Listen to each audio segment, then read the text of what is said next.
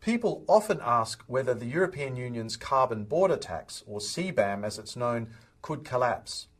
The better question is, how might it unravel? In the early 2010s, the European Union tried to apply its emissions trading system to intercontinental aviation. The rules worked, compliance happened for a few years, but political pressure and trade threats forced a retreat.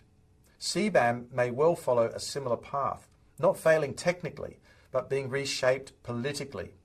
CBAM may ultimately become known less for what it taxes and more for what it reveals about power in a multipolar world.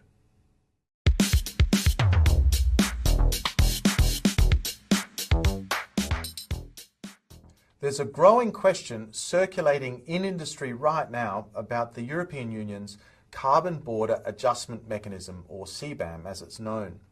Not whether it works on paper and not whether it can be administered, but in fact whether it can survive politically. And this is not a new concern. In fact, CBAM is similar to an earlier European climate policy that covered intercontinental flights, that was legally sound, technically operational, and still ultimately was dismantled under international pressure. And that precedent has not gone away. In this video, I want to explain why CBAM's real test isn't design or compliance, but in fact long-term political sustainability in a multipolar world. Not whether it's legal, and not whether it's technically workable, but whether it can survive politically. This question is not new. In fact, I addressed it directly in a paper that I published in 2023, where I examined the long-term sustainability of CBAM and compared it to a previous European climate policy that followed a very similar path, which was the inclusion and eventual repeal a few years later of intercontinental flights in the EU's emissions trading system, and that precedent remains as relevant today. CBAM is now operational. The reporting phase has been underway for several years, with financial obligations scheduled to begin as the transitional period ends this year. Covered sectors have been defined, and free allocations under the European emissions trading system are scheduled to be phased out. At the same time, the CBAM rules have already been modified several times. Transitional arrangements have softened early impacts. Reporting obligations have been clarified, and political assurances have been given to key trading partners. And these changes matter because they show that CBAM is not static. It is already adapting under pressure. And this is exactly what has triggered questions in industry about its long-term health. In my 2023 paper, I drew a direct comparison between CBAM and the EU's earlier attempt to include intercontinental aviation in the emissions trading system. The parallels here are striking. In the early 2010s, the European Union briefly required airlines flying into and out of Europe to surrender emissions allowances. The rules operated for several years. Compliance occurred. The system functioned technically. But the political backlash was immediate and intense. Major countries, including the United States, China, and also India, objected on the basis of sovereignty. Trade retaliation was threatened. European manufacturers, particularly Airbus, faced potential sanctions. And ultimately, the European Union stepped back.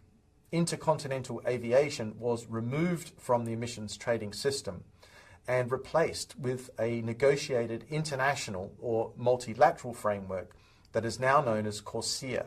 The key lesson was not technical failure, it was political unsustainability. And that is the precedent that CBAM now faces.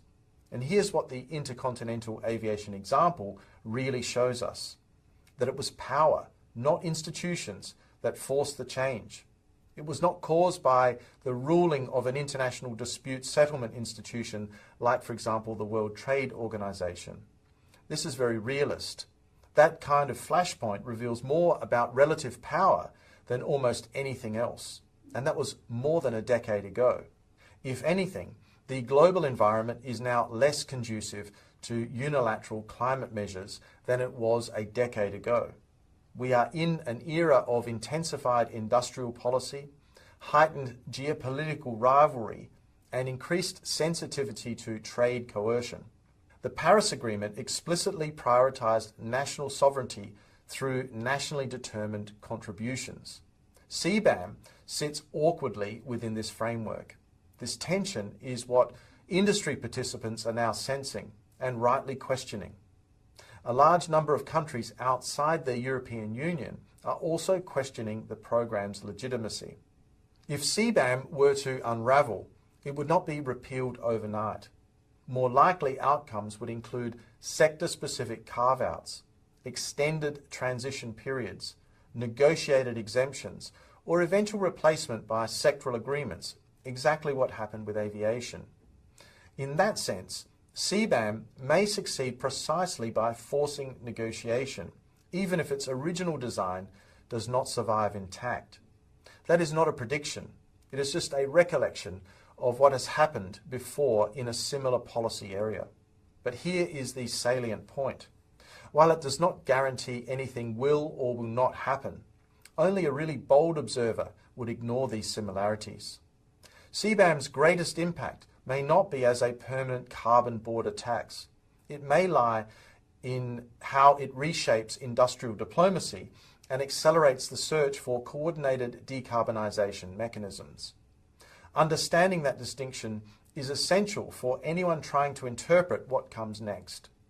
CBAM may ultimately become known less for what it taxes and more for what it reveals about power in a multipolar world. But what do you think?